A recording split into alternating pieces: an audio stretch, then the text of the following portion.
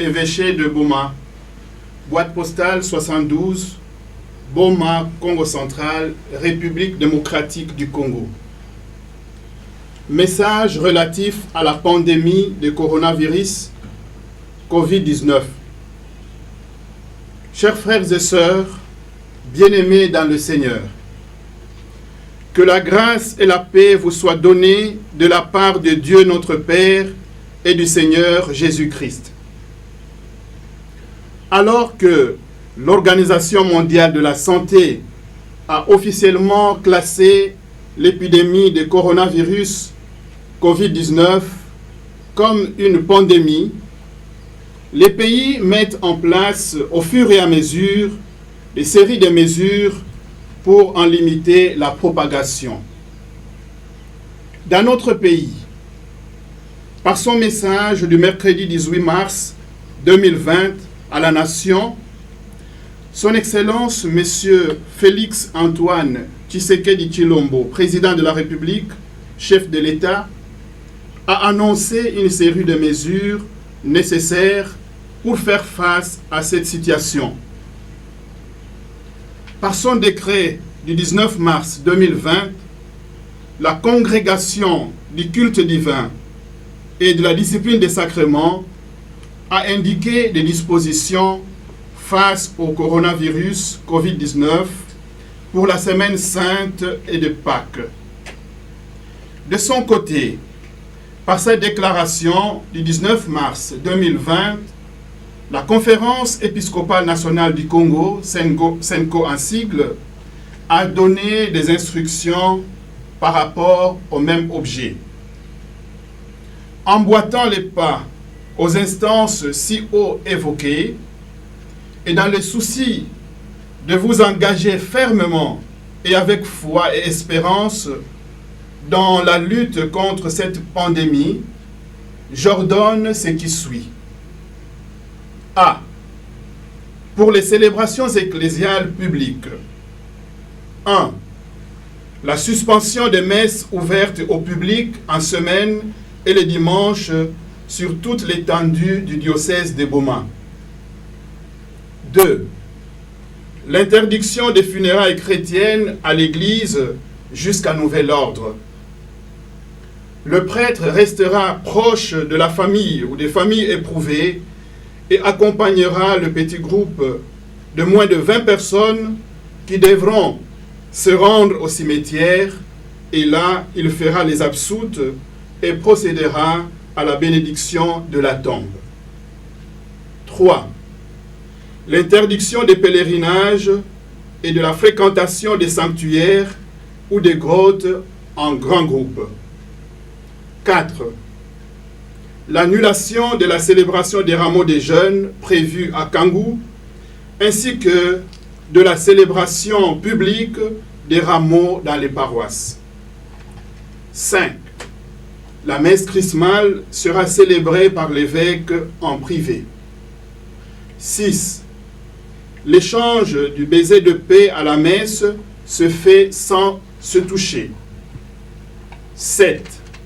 Le jeudi saint, à la cathédrale et dans les églises paroissiales, sera célébrée la Sainte du Seigneur, tout en respectant les règles établies par les autorités civiles, c'est-à-dire pas une présence de plus de 20 personnes.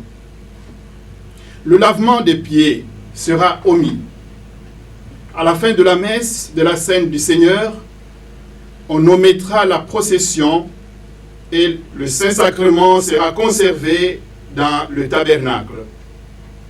Les prêtres qui n'auront pas la possibilité de célébrer la messe prieront plutôt les vêpres. 8. Le vendredi saint, à la cathédrale et dans les églises paroissiales, on célébrera la Passion du Seigneur tout en respectant les règles établies par les autorités civiles, c'est-à-dire pas une présence de plus de 20 personnes. Dans la prière universelle, on aura une intention particulière pour les malades, les défunts et ceux qui se trouvent dans une situation de désarroi. 9. La veillée pascale. Elle ne sera célébrée que dans la cathédrale et dans les églises paroissiales, tout en respectant les règles établies par les autorités civiles, c'est-à-dire pas une présence de plus de 20 personnes. La cérémonie sera simplifiée.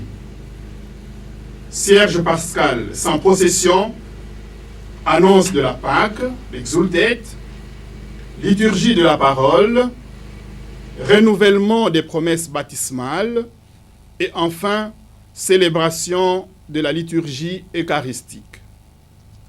10. En dehors de la cathédrale et des églises paroissiales, la liturgie des jeudis et vendredis saints peut se célébrer dans un autre endroit tout en respectant les règles établies par les autorités civiles, c'est-à-dire pas une présence de plus de 20 personnes. Par contre, la liturgie de la veillée pascale ne se célébrera que dans la cathédrale et dans les églises paroissiales. 11. Pour ces célébrations avec participation des fidèles, il revient au curé ou à l'administrateur paroissial de désigner à l'avance les groupes qui constituent les 20 personnes. Donc, ne se rendent à ces célébrations que les personnes déjà désignées à l'avance. B. Pour les célébrations ecclésiales privées. 1. Les maisons de formation et les maisons religieuses continueront à fonctionner normalement. Toutefois, on veillera à limiter les entrées et les sorties des personnes. 2. Les fêtes patronales des congrégations seront célébrées en privé. 3. La célébration des messes et des autres sacrements, c'est-à-dire le baptême, le mariage, la pénitence et réconciliation, l'onction de malades, peuvent avoir lieu en cas de nécessité dans un cadre privé, dans le respect strict de la distance entre les personnes et des règles hygiéniques recommandées officiellement par l'autorité nationale. Il en sera de même pour la communion aux malades, le viatique. C. Pour les autres activités publiques. 1. Le renvoi à une date ultérieure des journées presbytérales, de la réunion du conseil presbytéral et de la retraite annuelle des prêtres du premier groupe. 2.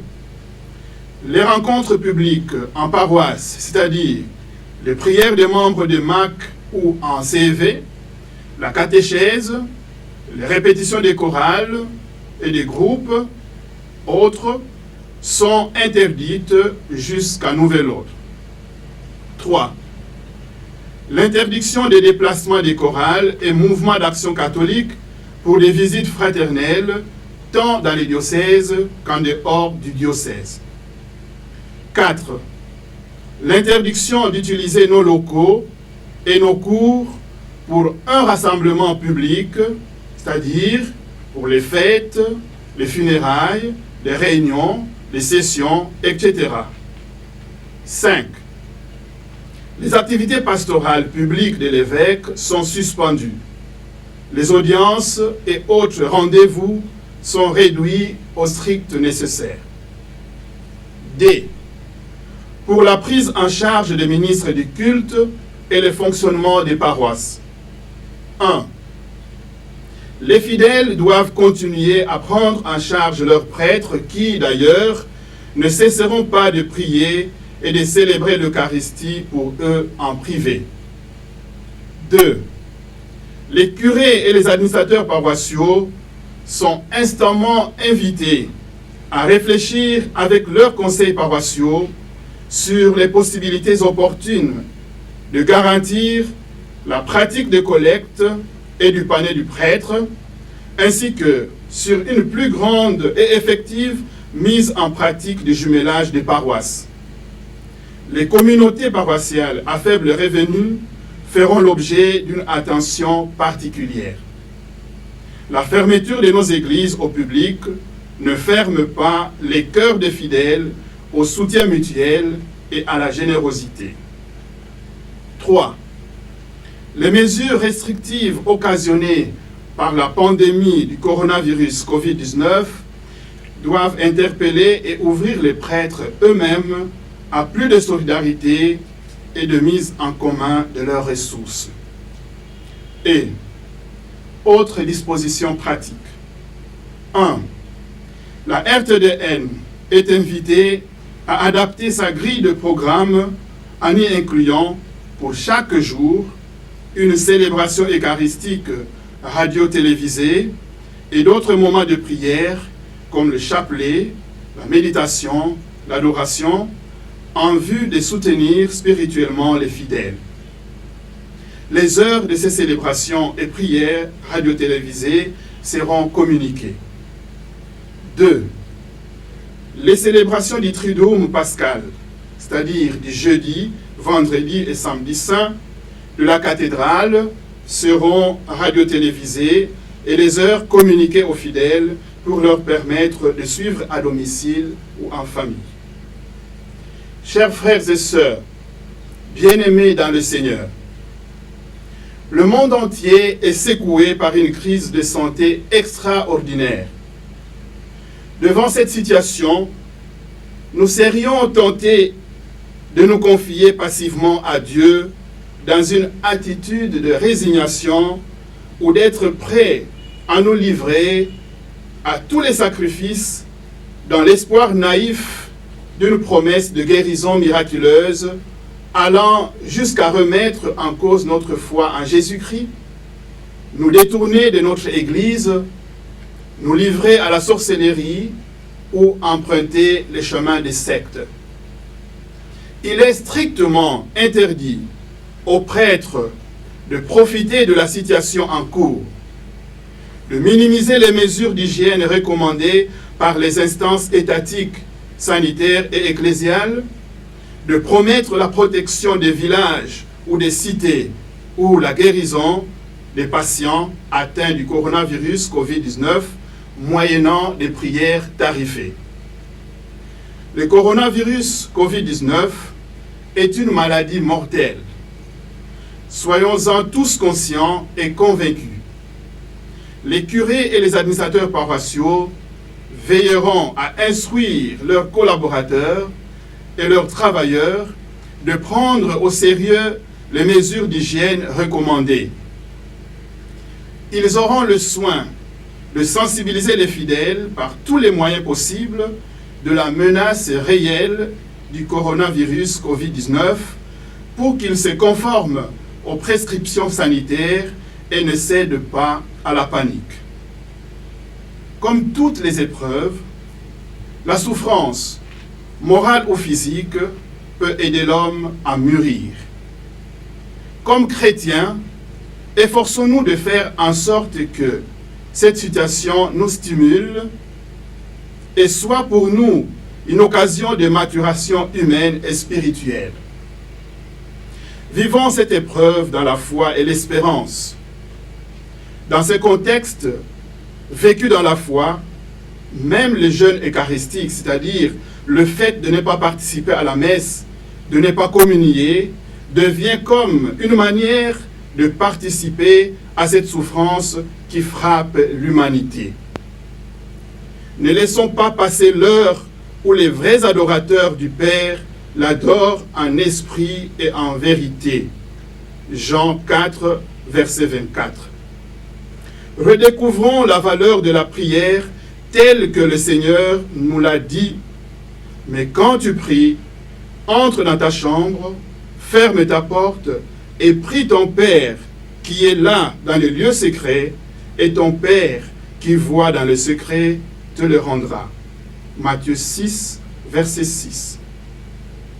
Les messes continueront à être célébrées par leurs prières personnelles et en famille, par les actes de charité et de solidarité. Les fidèles seront unis aux messes célébrées. Faisons de nos familles, de nos communautés, des véritables églises domestiques, lieux de prière, lieux d'écoute de la parole de Dieu et lieu d'évangélisation par la pratique des vertus chrétiennes. Dans notre prière quotidienne, portons les intentions des uns des autres, surtout de ceux et de celles qui sont les plus fragilisés. Chers frères et sœurs, bien-aimés dans le Seigneur, solidaires les uns des autres, dans la foi et l'espérance au Maître de la vie, confiant à l'intercession maternelle de la Vierge Marie, je vous adresse ma bénédiction apostolique. Fait à Boma, le 20 mars 2020, Mbouka Cyprien, CICM, évêque de Boma.